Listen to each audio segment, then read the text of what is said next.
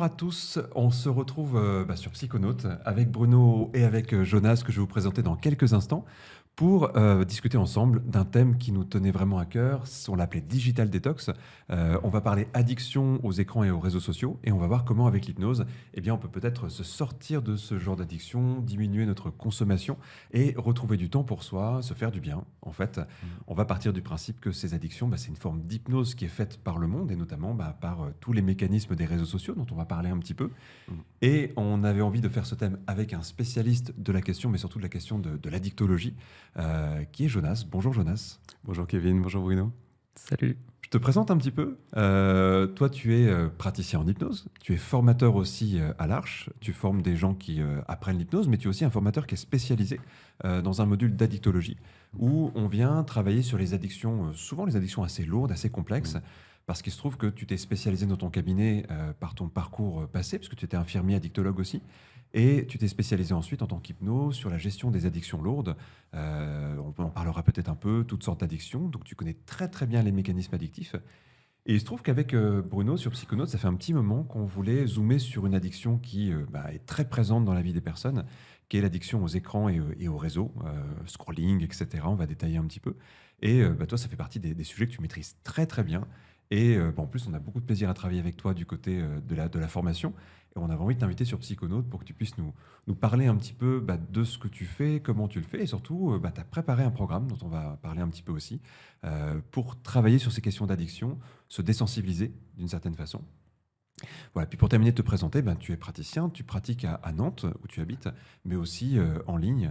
Et tu accompagnes vraiment des gens sur des addictions assez profondes. Peut-être qu'on en parlera aussi un petit peu parce que c'est vraiment passionnant le travail que tu mènes. Est-ce qu'il y a autre chose que tu veux ajouter à cette présentation ? Déjà, merci beaucoup de cette présentation. Je suis très heureux d'être avec vous aujourd'hui. Je rajouterais quelque chose, c'est qu'effectivement, dans mon parcours, j'ai eu la chance de travailler en tant qu'infirmier hypnologue directement à l'hôpital. Et c'est ça qui a fait que j'ai eu cette expérience, finalement, des addictions lourdes, parce que c'était des personnes en souffrance pour qui la prise en charge de cette problématique, elle nécessitait une hospitalisation de 3 mois. Donc effectivement, c'est pas n'importe quelle addiction qui nécessite une hospitalisation comme celle-là. Donc c'est vraiment au cours de ces 4 ans à travailler à l'hôpital que j'ai gagné cette expérience. Et aujourd'hui, je me centre un peu plus sur la pratique en cabinet. Donc aujourd'hui, il y a un petit peu de tout. Il reste quand même de la polytoxicomanie, des addictions lourdes, mais il y a aussi quelques addictions qu'on pourrait appeler plus légères ou plus communes, qui vont effectivement des addictions aux écrans ou d'autres addictions comportementales. Pour préciser un peu le cadre de ce qu'on vous propose là, en fait, on va commencer par cette première vidéo que vous êtes en train de regarder pour justement vous parler un peu de ce qu'on entend par addiction et ce qu'on va vous proposer dans Psychonautes. Et vous verrez qu'il y a une deuxième phase où on va rentrer un peu plus dans le détail. Et en fait, chaque psychonaute est un peu différent. Tu vois qu'il y a les psychonautes qui regarderont toutes les vidéos pour vraiment avoir tout le détail de ce qu'on propose. Et puis certains psychonautes qui vont se dire, tiens, j'ai le cadre général, et puis je fonce vers les exercices juste après. Et vous avez vraiment la liberté de faire ça en tant que psychonaute. Du coup, c'est vrai qu'on va parler dans un premier temps un petit peu des mécanismes généraux de l'addiction. Addiction, on va zoomer un petit peu sur l'addiction aux écrans, on va essayer de comprendre un peu comment ça fonctionne. Il y a toujours une partie qui nous passionne sur Psychonautes, c'est de faire un peu de psychoéducation, de psychopédagogie. Qu'est-ce qui fait qu'on devient addict ? Qu'est-ce qui fait qu'à un moment donné, une pratique est bonne ou pas bonne ? À quel moment on va trop vers quelque chose ? Typiquement sur les réseaux sociaux, en fait, le but, c'est pas de s'en couper, c'est juste de trouver de la modération, un équilibre. Et puis, on va essayer de comprendre un petit peu comment les réseaux sociaux sont créés pour nous créer de l'addiction, parce que c'est quand même quelque chose qui... c'est pas pour rien que beaucoup de gens y passent énormément de temps et y consacrent beaucoup d'énergie. Donc, il y a toute cette partie psychoéducation. Puis après, on parlera du parcours que tu as imaginé, avec plein d'accompagnements en hypnose, pour que des personnes puissent vraiment explorer ça, se détacher et trouver un très bon équilibre, sans aller vers la culpabilité en plus de vouloir supprimer quelque chose, mais en sachant s'écouter, tout simplement, et écouter et reconnaître ses besoins. Déjà, en introduction, toi qui as vraiment cette expérience justement assez large sur tout ce qui est addiction, est-ce qu'il y a quelque chose qui est particulier à l'addiction aux écrans, ou est-ce que c'est vraiment dans exactement les mêmes mécanismes que les addictions autres, style drogue ou autre, quoi ? En fait, cette addiction-là, elle a, à proprement parler, les mêmes mécanismes que les autres addictions. C'est-à-dire qu'on y retrouve effectivement les composantes majeures. Donc il y a le côté chronique, le côté récidivant et récidivant malgré les conséquences négatives. Donc là, on est vraiment sur quelque chose qui y ressemble. Donc par exemple, quelqu'un qui se dit « mince, je viens de passer 1 heure à scroller sur Insta ou TikTok, il est 1h du matin et je vais être fatigué demain », il prend conscience que c'est pas bon pour lui, mais il va recommencer le lendemain. Exactement, c'est exactement ce phénomène-là. On remarque qu'il y a 2 portes d'entrée finalement pour y aller. Il y a une première qui est la recherche de plaisir, qui est souvent assez commune, qui est d'ailleurs souvent comme ça que l'addiction commence à s'immiscer, avant qu'elle devienne même une addiction. C'est-à-dire on commence à consommer de cette manière, on commence à avoir plaisir à aller sur TikTok, sur un réseau, quelque chose, et puis progressivement, eh bien, ça devient de plus en plus répétitif, et là, ça sert à autre chose en même temps. Souvent, c'est soulager le malaise interne ou soulager l'anxiété. Et ce qui est assez curieux d'ailleurs dans l'addiction, c'est c'est très paradoxal, parce que finalement, ça vient temporairement soulager un problème en même temps que ça le renforce. On reviendra sur cette question juste après. Tu dis que ça répond à ça, mais c'est pas conscient. C'est-à-dire que c'est pas une personne qui se dit j'ai un peu d'anxiété, allons regarder des vidéos YouTube pour baisser l'anxiété. C'est pas un mécanisme volontaire à ce niveau-là. Effectivement, non, c'est très rarement volontaire. En fait, ça peut l'être au tout début, ou quand la personne effectivement a fait tout ce parcours de conscientisation, mais sinon, la plupart du temps, non, on se rend même pas compte. On est conditionné par des réflexes quasiment automatiques. On se retrouve, j'en sais rien, seul chez soi. On se retrouve à aller à tel endroit. On prend les transports et puis ça devient comme un réflexe conditionné. Et là, c'est très, très inconscient du coup. Alors, tiens, je suis déjà touché par ce que tu viens de dire. Tu viens de dire quelque chose qui pour moi est signifiant. C'est si effectivement c'est proche d'addiction qu'on pourrait nommer plus lourde, certaines personnes pourraient se dire mais c'est pas possible, je manque de volonté, ça a l'air tellement simple. D'ailleurs, on parle d'addiction un peu plus légère, mais nous on met des guillemets à ça. Alors qu'en fait, si les mécanismes sont assez proches d'addiction lourde, en fait, la notion de culpabilité qu'on peut avoir du style waouh, je suis resté jusqu'à 2h du matin encore sur TikTok, c'est terrible, je suis vraiment pas possible, je pense vraiment pas au lendemain, j'ai pas assez de force d'esprit ou quoi que ce soit, ça vient de tempérer un peu ce truc. Si on est dans les mêmes mécanismes de personnes qui sont chroniquement addictes à des substances ou autres, j'ai l'impression que ça peut aider à soulager un peu une sensation de honte ou de culpabilité aussi, parce que le mécanisme, lui, a l'air assez fort, en fait. Ouais, exactement. En fait, souvent, pour avoir l'addiction ou cette tentative-là comme une tentative du système de solutionner quelque chose. Et par le fait qu'on tente de solutionner, il y a déjà un mouvement qui est intéressant. Il y a un mouvement d'aller mieux, sauf que souvent, malheureusement, ça porte une charge. Et cette charge, elle est souvent, elle fait partie de la culpabilité, de la honte, du blâme, de l'anxiété. Et en fait, toute cette charge-là, elle repousse à consommer. Puis, tu poses un truc qui est intéressant, c'est aussi que dans notre société, on a des addictions qui sont plus ou moins stigmatisées. Okay. Et ça, c'est important de se le dire. C'est-à-dire qu'on ne va pas du tout avoir le même regard en termes de société de quelqu'un qui va être accro, si je parle un peu de substance, à du crack, de quelqu'un qui va être accro au travail. On va d'ailleurs être plus sur une valorisation de quelqu'un qui va être accro au travail. Oui, c'est bien, c'est quelqu'un qui est productif, qui est... oui, exactement. C'est ça. Alors que le mécanisme derrière peut être tout à fait aussi destructeur. Exactement. Je prends un autre exemple, la bigorexie, l'exemple de l'addiction au sport. D'accord. Plutôt assez bien vu. Tiens, il est entretenu, il est en bonne santé. Oui, mais en fait, il continue peut-être tous les jours, 2, 3, 4 heures par jour de sport. Il continue malgré les conséquences négatives. Il arrive en retard au travail à cause de ça. Ça a des impacts sur son couple, sur sa vie personnelle ou autre. Eh bien, là, on va se poser la question. Donc, il y a toujours une limite entre l'usage excessif, d'accord, et puis le côté addiction. T'as l'impression, alors on sort un tout petit peu du sujet, mais tu sais que la mode, parce que sur les réseaux sociaux maintenant, n'importe quel influenceur va montrer comment il fait son marathon, presque. Et on voit qu'il y a une... Alors on pourrait se dire c'est bien, les gens bougent plus et tout ça. Moi, je pense que c'est une petite partie de la population. Mais est-ce que c'est pas aussi un prétexte pour ceux qui ils vont y mettre une addiction, de se dire c'est bien vu, donc c'est cette addiction-là que je choisis? Je ne sais pas si donc là c'est vraiment ma pensée, je ne sais pas si les gens font, enfin en tout cas se disent ça, c'est-à-dire tiens j'ai envie d'avoir cette addiction-là. Mais en tout cas, je pense qu'il y a effectivement un mouvement de l'ordre de « tiens, ça me parle, ça me correspond ». Et souvent, d'ailleurs, l'addiction, c'est ça. Il y a le professeur Olivenstein, qui est un grand professeur d'addictologie en France, qui en parle très, très bien, et qui voit finalement les addictions comme, presque comme une relation amoureuse. Alors, c'est un peu bizarre dit comme ça, mais c'est-à-dire que c'est le match entre soit un comportement, une substance, la personne et un contexte. Ouais. Et on sent que ce pas les mêmes profils qui vont aller plus, j'en sais rien, vers le chocolat, vers le sport ou vers la cocaïne. Ce pas exactement les mêmes profils, ce pas les mêmes contextes. Donc, effectivement, il y a une notion de « tiens, ça me parle davantage ». Par exemple, tu as les profils contrôlants qui vont plutôt aller vers le sport, parce qu'il y a un côté justement très... on va voir même avec les personnes qui peuvent être touchées par l'anorexie, qui vont quelquefois très, très, très dans le sport, par exemple, histoire de vraiment dans quelque chose qui est très cadré. Là où, en effet, pour la cocaïne, j'imagine qu'on va plus tomber sur des personnes qui ont un manque d'estime et qui vont regagner de la confiance grâce à ça. Donc, tu veux dire qu'il y a un terrain derrière ça? Souvent, il peut y avoir un terrain, effectivement. Et derrière l'addiction aux réseaux sociaux, du coup, il y a quoi comme terrain que tu retrouves le plus souvent?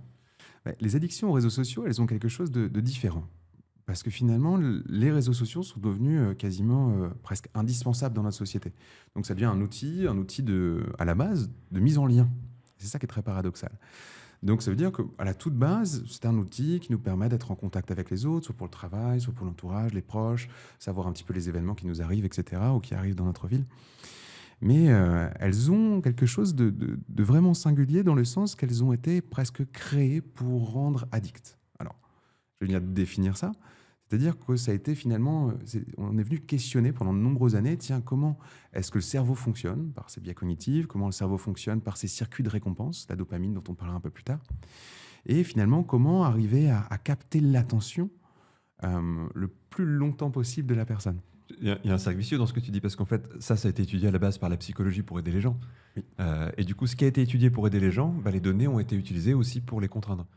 Enfin, pas par les mêmes personnes, hein, évidemment, mais dans... Mais du coup, moi, utilisateur lambda, comment je peux me reconnaître? C'est quoi, à ton avis, les symptômes, les effets visibles ou quoi que ce soit, qui peuvent me mettre l'idée dans la tête de dire, tiens, je suis peut-être en train de créer une addiction aux réseaux sociaux ou aux écrans en général, en fait. J'imagine qu'il y a plusieurs types, plusieurs profils et plusieurs symptômes apparents qui pourraient arriver et sur lesquels je pourrais me reconnaître. Ce serait quoi, selon toi, ceux qui te viennent, hein? Il y a 3 caractéristiques majeures sur lesquelles on va s'interroger quand on pense que possiblement on en souffre.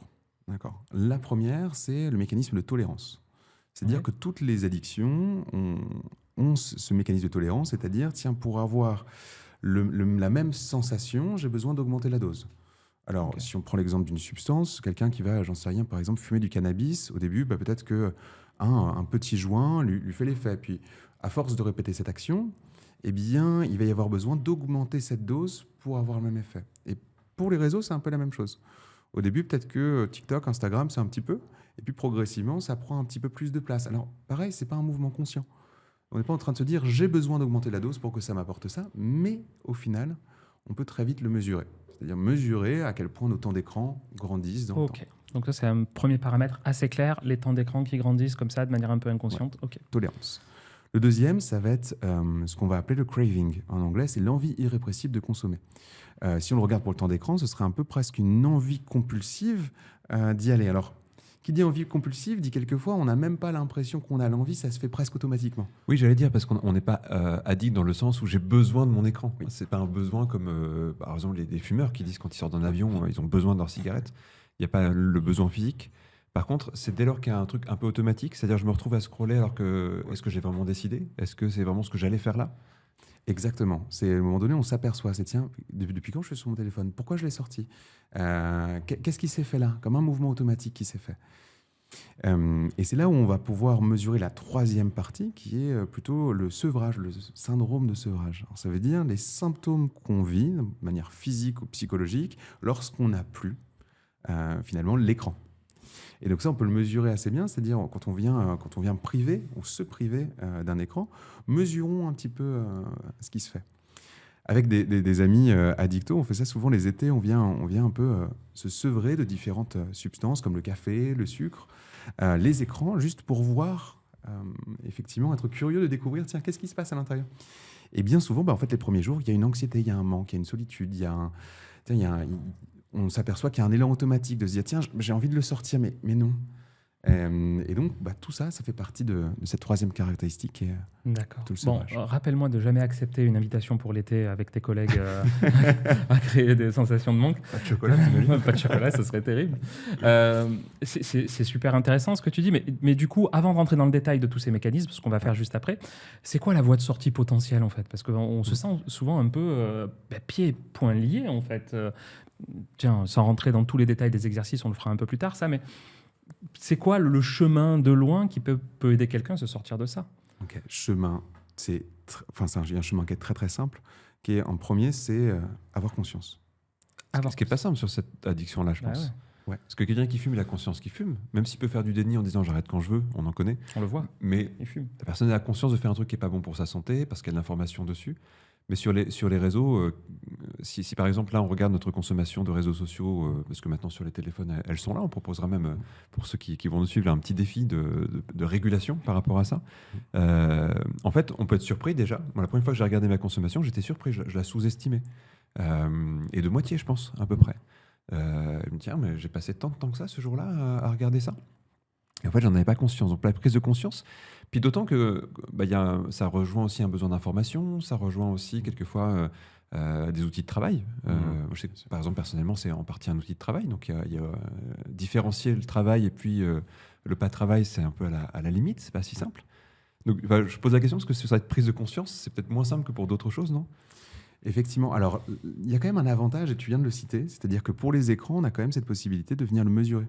Oui. La plupart des téléphones peuvent offrir cette possibilité de regarder, tiens, c'est quoi ton temps d'écran sur la semaine et ton temps d'écran par rapport à certaines applications. Et là, ça devient intéressant parce qu'en termes d'application, on peut plus facilement zoomer. Tiens, celle-là, elle est majoritairement utilisée pour le travail. Celle-là, majoritairement utilisée pour me détendre. Et ça donne déjà un premier axe. Le deuxième, ça va être un peu de s'auto-observer, c'est-à-dire chaque mouvement automatique, même si on y va, tu vois, on va sur le réseau, c'est juste de se dire, tiens, là, j'y vais. Et de regarder un peu l'heure. C'est déjà aussi un bon moyen de regarder l'heure, de mettre un minuteur et de se dire, tiens, là, j'ai eu la sensation, tu le dis très bien, j'ai la sensation que ça fait que 10 minutes. Ah, mais non, en fait, ça fait 45. Ah, ça donne quelque chose. Donc, premier chemin, c'est vraiment la conscience. Deuxième, ça va être l'idée de devenir régulé. Les études aujourd'hui montrent, donc il y a des études qui sont très, très intéressantes qui ont été faites sur 2100 étudiants universitaires en Chine, où on a proposé à ce groupe-là quelque chose de très très simple, c'était de proposer simplement une régulation de l'ordre de se dire, tiens, je mets un minuteur sur l'usage de mes réseaux. Alors, il n'y a pas que ça, parce que si on met juste le limiteur, on peut être très facilement après être face à des choses qu'on tentait de fuir, comme la solitude, comme l'anxiété, comme peut-être l'ennui aussi, ou quelque chose comme ça. Et donc, il propose un mouvement en 2 étapes, qui est réduction et développer des activités qui compensent. Okay. Alors ces activités-là, la plupart, c'est plus simple, c'est du sport, du lien à l'autre, des activités artistiques, quelque chose qui nous stimule autrement. Là, c'est les premières choses qu'on peut faire en tout cas. C'est ce qui est marrant, et puis j'invite les psychonautes à penser à ça. Souvent, nous, on utilise des outils d'hypnose, et toi, tu es un hypno aussi, donc tu sais de quoi on parle. Et souvent, on a cette recherche d'aller vers des mécanismes inconscients, de devenir et de contacter son inconscient. Et là, j'ai l'impression que ta proposition, ou en tout cas, c'est de rendre de nouveau conscient des choses qui sont inconscientes, comme s'il y avait un mouvement inverse, que nous, on essaie de clarifier à chaque fois. Mais encore une fois, sans que ce soit forcément une demande, ce que tu nous proposes, c'est ça, c'est de dire, non, mais en fait, vous êtes hypnotisé par votre écran, et pour agir dessus, il faut se déshypnotiser. Alors, je ne sais pas si c'est les bons mots, mais... C'est exactement ça. Tu as complètement raison. Et ça rappelle d'ailleurs le travail de Wolinski, Trances People Live. Il avait écrit ce bouquin qui était sur les trans que les gens vivent. Et les écrans sont un très très bon exemple. En fait, c'est un outil d'hypnose. Ça capte notre attention. On a une distorsion de la perception du temps. On est presque complètement absorbé là-dedans. Ça me met une question parce que tu sais, il y a toujours cette théorie pour combattre l'ennemi, il faut connaître l'ennemi. Et là, ce que tu dis, et on l'a déjà un petit peu évoqué tout à l'heure, c'est que tout est fait pour capter notre attention. Parce qu'en fait, ce qui est le plus monnayable pour tout ce qui est sur Internet, c'est l'attention des personnes. Que ça soit sur, alors on dit réseaux sociaux au sens large, on y inclut YouTube, on y inclut ce qui sont, en fait, tous les médias même quasiment aujourd'hui sont conçus à peu près sur les mêmes mécanismes. Il me semble qu'il y en a 3. Je sais pas, dites-moi si vous en voyez d'autres. Le premier, c'est le circuit de la récompense, avec les notifications, les likes, etc. Ça récompense quelque chose, on pourrait peut-être en parler un petit peu. Il y a le côté besoin de reconnaissance, que ça vient toucher aussi, il me semble, et ce qu'on appelle le FOMO, la peur de louper quelque chose, la peur de ne pas être averti, la peur de ne pas être conscient de ce qui se passe. Je ne sais pas si vous en voyez d'autres. Il peut y avoir aussi la solitude. Ouais, solitude qui est effectivement un sacré facteur là-dedans. Et puis dans le FOMO, effectivement, plus largement, l'anxiété sociale. Alors si on vient détailler un peu comment ça vient taper sur ce qu'on appelle des biais cognitifs, c'est-à-dire que on n'est pas parfait dans nos fonctionnements, notre cognition elle est basée sur des besoins archaïques, et c'est intéressant de voir comment les outils modernes qui connaissent ce fonctionnement humain viennent taper sur ces endroits-là. Pardon, je te coupe, je mettrais l'ennui aussi. Oui. Ah oui, ouais. L'ennui, ça vient combler une sorte de vide parce que notre cerveau aurait une appétence à de l'apprentissage, en fait, je sais pas du tout, et donc ça vient combler ce que je peux nommer l'ennui. Dans l'ennui, toi, parce que ça me fait penser à un truc, c'est la peur de se retrouver avec soi-même. Oui. Tu vois, si tu as le choix entre une méditation et puis 10 minutes sur Instagram, je pense qu'il y a beaucoup de gens qui disent « Oh, 10 minutes sur Instagram ». Oui, je suis assez d'accord avec ça. Ouais. Et puis, il y a cette espèce de choix de la facilité, entre guillemets.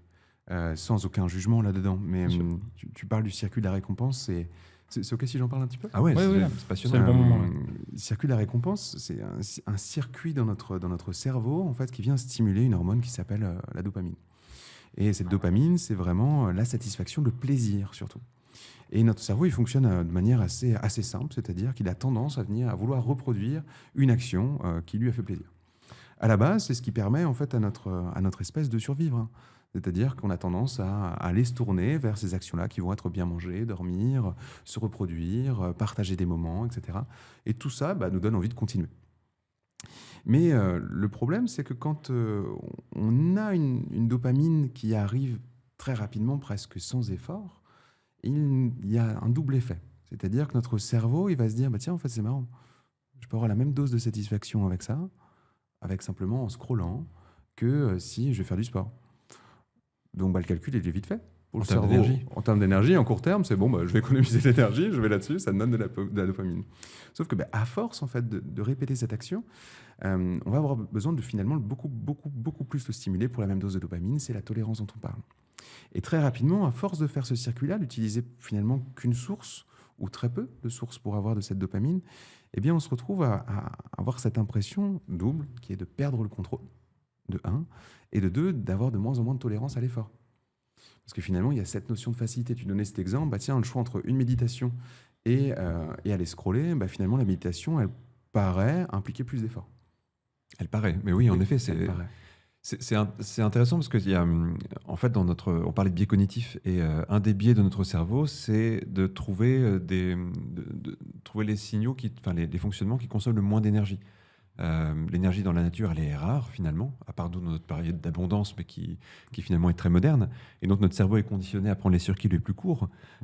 Et donc en effet, si on lui offre un circuit court, même s'il n'est pas vraiment bon, en fait, il va quand même le préférer à un circuit un peu plus long qui demanderait plus d'efforts et qui serait. Donc c'est vraiment une question d'économie d'énergie en fait derrière ça aussi. Moi, ça me questionne sur un sujet parce que pour recevoir des gens en cabinet, comme on en reçoit chacun d'entre nous qui sont dans ce genre d'addiction, il peut y avoir un sentiment de culpabilité, voire de honte associé à ça. Et par rapport à la manière dont tu le dis, on se rend compte que ces sociétés, et je ne veux pas diaboliser les sociétés, hein, il y a certainement du capitalisme derrière, utilisent un mécanisme naturel entraîné depuis des dizaines ou des centaines de milliers d'années chez l'homme, étudié très récemment et vraiment avec une précision extrême pour nous rendre, pour nous couper des choix en fait. Par rapport à ce que tu viens de dire, c'est finalement, ça demande beaucoup d'énergie de se sortir là parce que le mécanisme, lui, il est rodé pour notre survie depuis des années et combattre ce truc-là parce qu'il a été utilisé contre nous, c'est une sorte d'aïkido contre nous. Et on se dit non mais je suis juste faible mentalement, il y a les 3 petits points et je suis hypnotisé par les 3 petits points, mais en fait on est hypnotisé par 200 000 ans d'évolution personnelle en fait qui est utilisé contre nous. C'est sa sensation que ça me donne, je sais pas si je suis à côté, je suis dedans, je sais pas ce que tu en penses. Effectivement, mais ça me parle beaucoup. Moi, j'ai l'impression qu'on est dans une société où du moins on a fait en sorte de rendre les personnes, en tout cas de proposer des outils qui semblent indispensables. Mais sauf qu'ils ne l'étaient pas à la base. Donc comment on rend un outil indispensable ? Finalement, en utilisant ces mécanismes-là. C'est-à-dire, effectivement, on rend les gens dépendants de l'outil. Et dans dépendance, il y a ces mécanismes dont on parle. Ouais. Donc là, tu parlais du circuit de la récompense. On peut parler aussi de cette idée de validation sociale, d'approbation sociale, qui est plus sur les réseaux que sur les écrans, oui, pour le coup, avec l'idée que si je suis vu, si je suis accepté, en fait, je vais faire partie d'un groupe, donc ça va être sécurisant. Il y a peut-être ça aussi qu'on peut décrire comme mécanisme d'addiction. Effectivement. En fait, dans les likes, dans le nombre de vues, dans le nombre de streams, il y a quelque chose qui semble être, en tout cas, qui fait plaisir. Je pense que ça nous est tous arrivé. On poste quelque chose, il y a des likes, des commentaires, et puis il y a un petit truc à l'intérieur qui fait « Oh, c'est cool, je suis content de ça ». Et effectivement, cette source-là, elle est intéressante. Et si on dézoome un petit peu, c'est une addiction qui est assez récente, en fait. Je veux dire, 30 ans en arrière, on n'avait pas autant de valorisation sociale par rapport au nombre de likes, de vues, etc. Ou c'était dans un environnement proche, en tout cas. Ouais, c'était dans quelque chose de plus proche. Donc, il y a ce phénomène-là qui vient pousser aussi à appartenir, ou en tout cas avoir une place dans la société, au travers de presque notre identité numérique. Et au-delà de ça, les écrans, les réseaux, ils apportent aussi des notifications un peu aléatoires. Aléatoires dans le sens de ça arrive à n'importe quel moment donné de la journée. On est comme restimulé d'un seul coup à ressentir, tiens, j'ai reçu des likes, ça me fait plaisir, ça me rappelle qu'il y a ça. Comme si ça nous maintenait finalement notre attention vers cet objet-là qui vient nous apporter de la satisfaction. Et ce mouvement, il est intéressant parce que plus on vient se centrer sur cette satisfaction-là, plus on risque de s'écarter des autres satisfactions. Et ça, on en parlera un peu plus tard.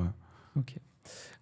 Donc, moi, dans ce que tu me dis, donc il y a une utilisation de nos mécanismes naturels au profit de certains réseaux et de certaines sociétés, du coup, qui viennent d'emballer un mécanisme et qui vient nous donner une appétence à la récompense rapide. Ouais.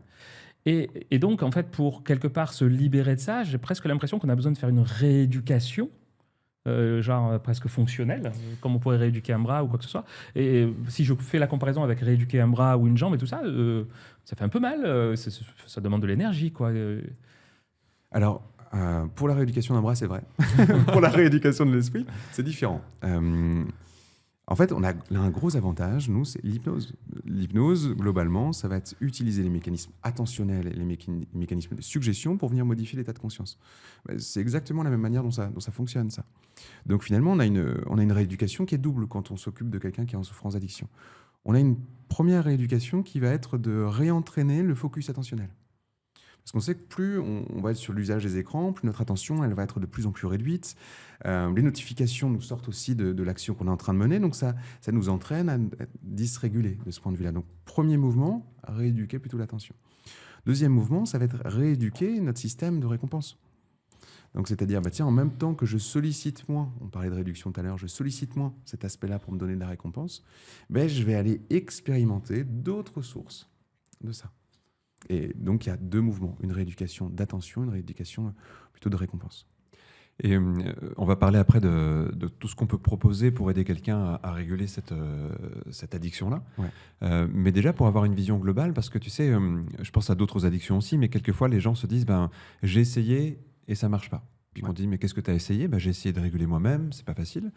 Ou parfois, il y a même des gens qui vont dire, mais moi j'ai fait une séance d'hypnose, ça n'a pas marché. Ou j'ai fait de la méditation, ça n'a pas marché. Il me semble que souvent, quand les gens ont cette vision-là, c'est qu'ils ont l'impression que il peut y avoir une sorte un petit peu de coup de baguette magique avec on rentre sous hypnose, on nous dit ça y est maintenant, au bout d'une heure, tu jettes ton téléphone parce que tu n'as plus envie d'écran. Et évidemment, nous on le sait, là ça fait sourire un petit peu, mais ça ne fonctionne pas comme ça serait trop facile. Et en même temps, ça serait inquiétant si ça fonctionnait comme ça. Je trouve qu'on puisse autant formater quelque chose.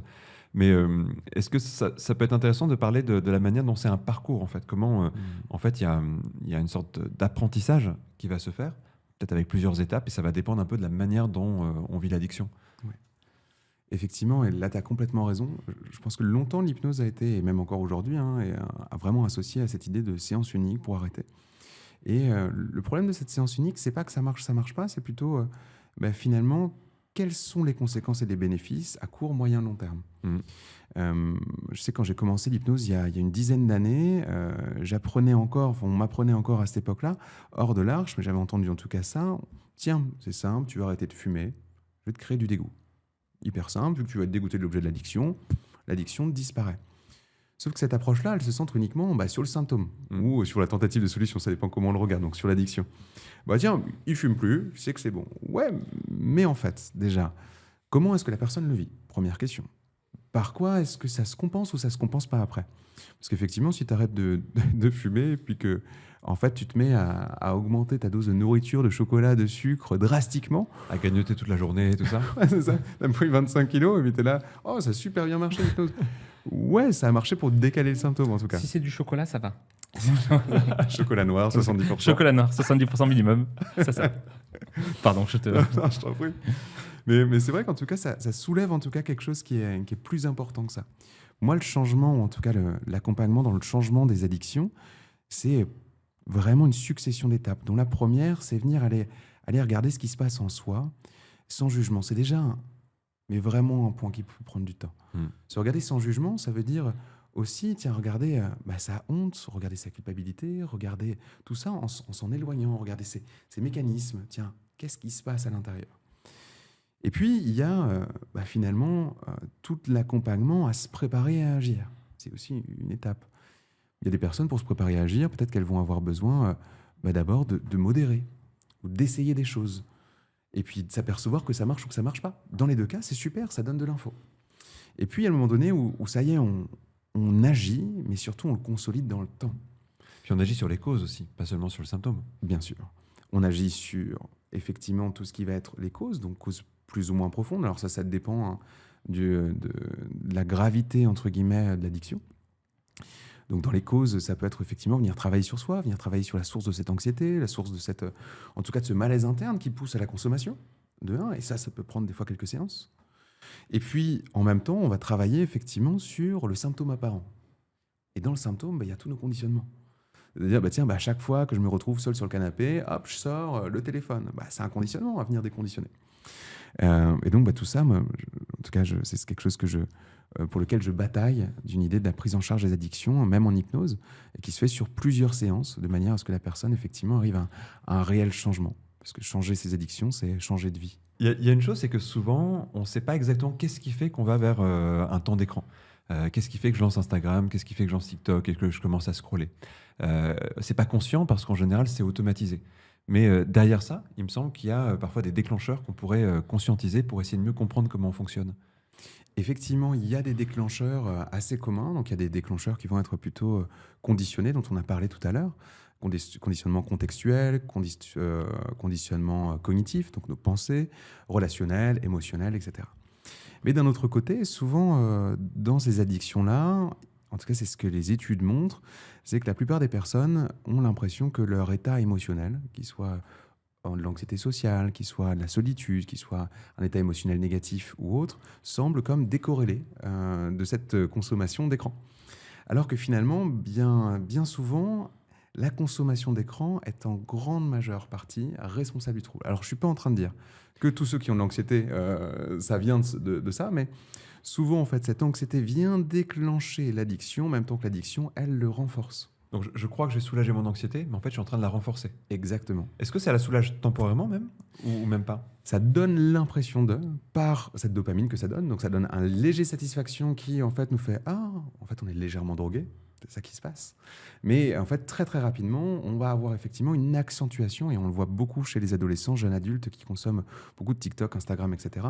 Parce que ça va inviter à la comparaison du corps et toute la culpabilité que ça peut mettre d'un seul coup. Ça va activer de l'anxiété sociale, avec notamment ce qu'on appelle le FOMO, the fear of missing out, la peur de louper quelque chose, et notamment avec les stories. Tiens, je vois la vie des autres.